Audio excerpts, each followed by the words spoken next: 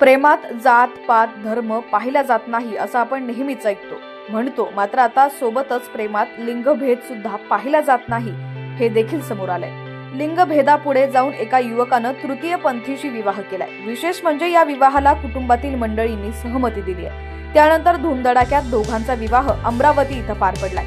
अमरावती येथील उत्तम नगर परिसरातील निकू या तृतीय पंथीशी बडनेरा मार्गावरील गोड बाबा मंदिरात चेतन नासरे या युवकाशी भेट झाली। वारंवार भेटीमुळे दोघांमध्ये प्रेम जडलं। तब्बल 2.5 वर्षापर्यंत दोघं मैत्रीत राहिले। मैत्रीचं रूपांतर प्रेमात झाल्यानंतर चेतन व निकू यांनी विवाह करण्याचा निर्णय घेतला। चेतन यानं निकू बाबतची माहिती कुटुंबियांना देत विवाह करण्याची इच्छा व्यक्त केली। मुलाच्या इच्छेखातर चेतनच्या आई-वडिलांनी या लग्नाला परवानगी दिली।